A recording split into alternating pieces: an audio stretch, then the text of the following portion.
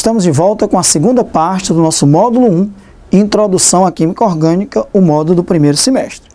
Apesar de que aqui o foco não é ligações químicas, porque nós temos um módulo na Química Geral só para estudar ligações químicas, mas é importante, muito importante, que nós saibamos o que é uma ligação covalente, quais são as características de uma ligação covalente e como é que se formam as ligações covalentes, sigma, pi, em moléculas da química inorgânica, que são moléculas mais simples, hidrogênio, HCl, N2, e depois também moléculas da química orgânica, como o metano, o eteno, o etino, compostos que têm ligações simples, duplas e triplas. Então vamos iniciar. Então a ligação covalente é a ligação formada pelo compartilhamento de elétrons entre os átomos envolvidos na ligação. Enquanto na ligação iônica há uma perda de elétrons, produzindo um cátion, e um ganho de elétrons, produzindo um ânion, e aí esse cátion e esse ânion se atraem, porque cargas e sinais opostos se atraem através de uma força de natureza eletrostática. Aqui na ligação covalente, nos compostos covalentes, nós temos o compartilhamento de elétrons. A ligação covalente ela ocorre principalmente entre átomos de hidrogênio, como na molécula de H2, entre átomos de ametais, como na molécula de CO2, NO2, e nas moléculas orgânicas, onde nós teremos principalmente os elementos carbono, nitrogênio, oxigênio, enxofre, fósforo, são todos ametais, e também entre ametal e hidrogênio. O carbono é um ametal, com hidrogênio nós temos aqui os hidrocarbonetos. Então, ametal e hidrogênio, hidrocarbonetos.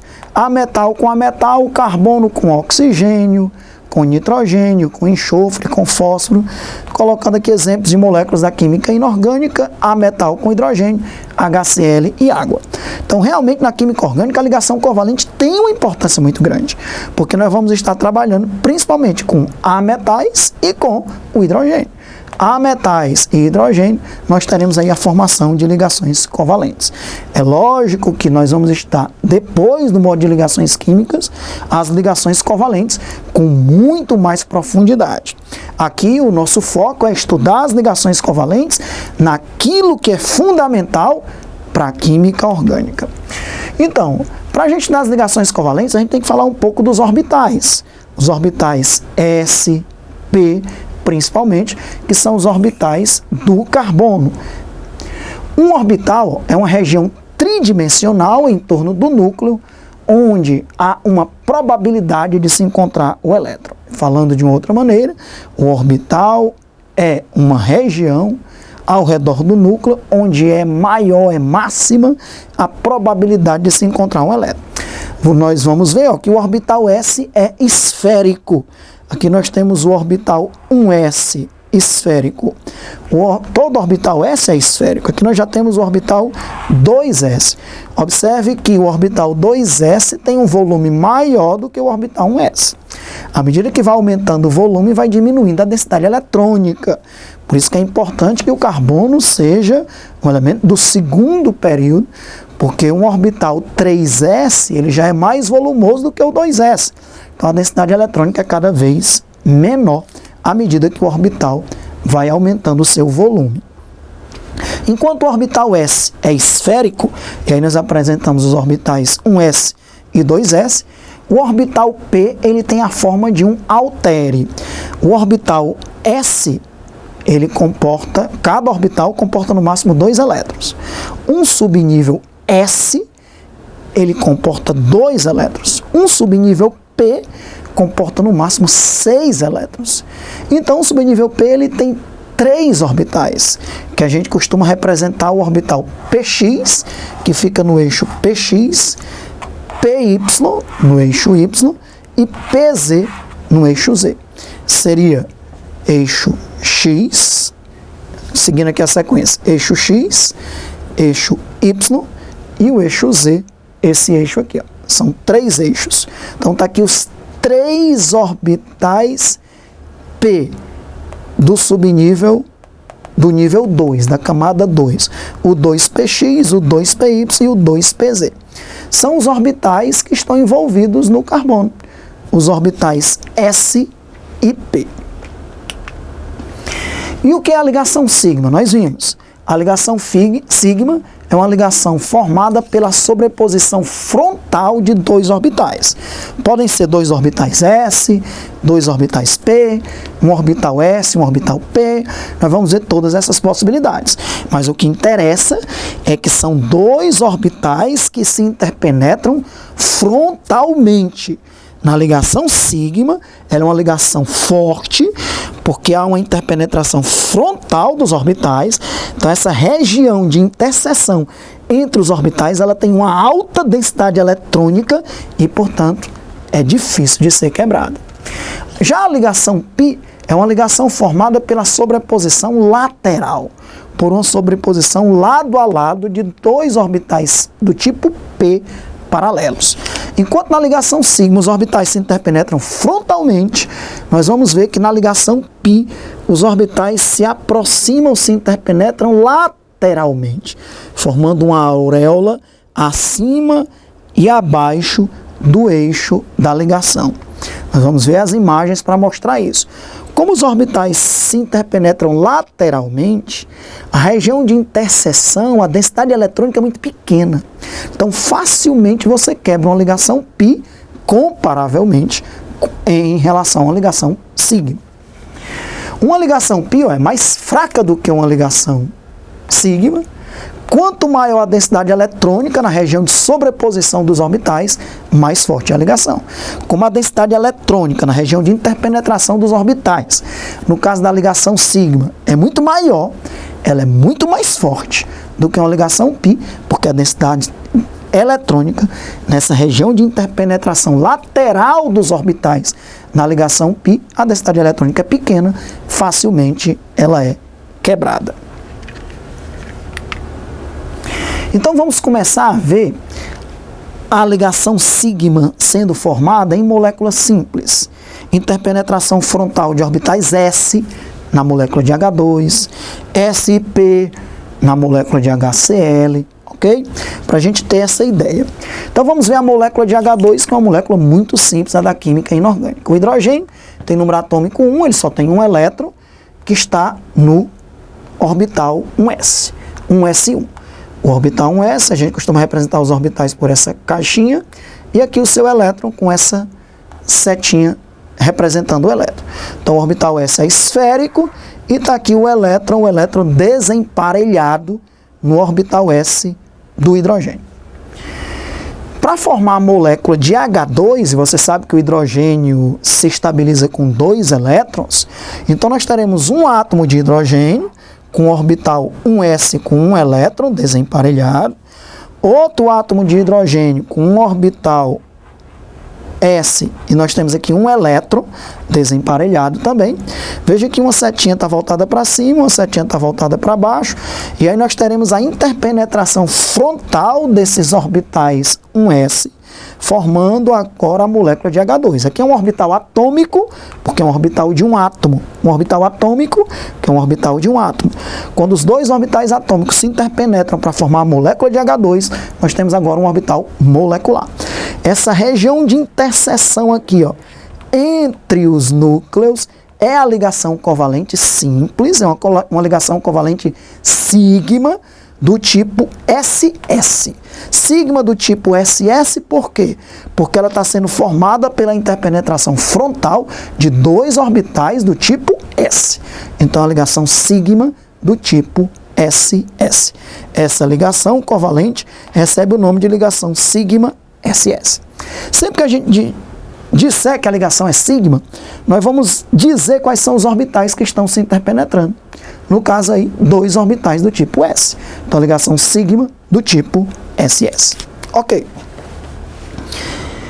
Falando um pouco mais desses orbitais, ó, nessa imagem, está aqui o orbital atômico 1s do hidrogênio, que tem um elétron desemparelhado. Está aqui o orbital atômico 1s do hidrogênio, que tem um elétron desemparelhado. esses orbitais atômicos se interpenetram para formar o orbital molecular da molécula de H2. Essa região de interseção aqui, ó, entre os dois orbitais SS é a ligação covalente sigma do tipo SS. Quando se forma uma ligação covalente, existe o comprimento da ligação. Toda ligação covalente tem um comprimento, que geralmente é medido em angstroms, e também tem uma energia, que é a energia necessária para quebrar 1 mol daquela ligação, estando a substância isolada e no estado gasoso. Então, como é que se forma esse comprimento específico e essa energia específica denominada energia de ligação? Esse gráfico ele é muito esclarecedor. Nós temos aqui, ó, energia potencial versus distância internuclear, distância entre os núcleos. Vamos imaginar inicialmente, ó, 2 átomos de hidrogênio com seus orbitais atômicos separados infinitamente, ok? Então a distância é bem grande, eles estão aqui com energia potencial 0. À medida que eles vão se aproximando para começar a formar a ligação covalente ela estabiliza os átomos. Por que os átomos se ligam? É a primeira pergunta que a gente vai fazer lá no módulo de ligações químicas. Por que os átomos se ligam? Porque quando eles estão ligados entre si, eles têm uma energia, um conteúdo energético menor. E, portanto, eles são mais estáveis. Então, as ligações se formam para aumentar a estabilidade dos átomos. Observe que à medida que eu vou aproximando esses orbitais e começo a interpenetrá-los, eu tenho agora uma diminuição da energia.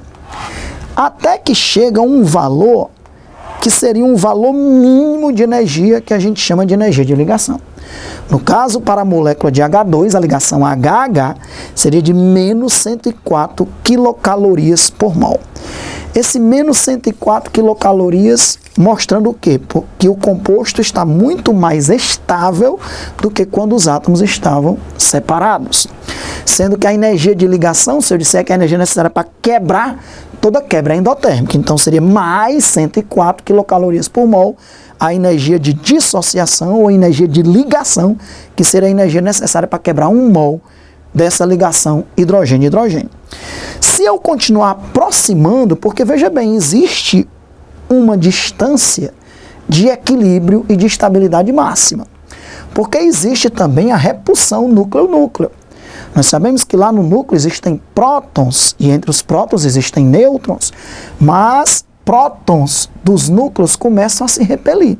Então, se você tentar aproximar ainda mais dessa distância ideal, que é de 0,74 angstroms, isso a gente chama comprimento de ligação. Então, o comprimento da ligação HH é de 0,74 angstroms, e a energia de ligação HH é de 104 quilocalorias por mol. Lá, na termoquímica, na parte de ligações, que uma das maneiras de calcular o ΔH é através das energias de ligação, nós vamos ver os comprimentos de ligação e as energias de ligação de várias moléculas, né, entre vários átomos, para que a gente possa calcular o ΔH de diversas reações usando esse método, usando as energias de ligação.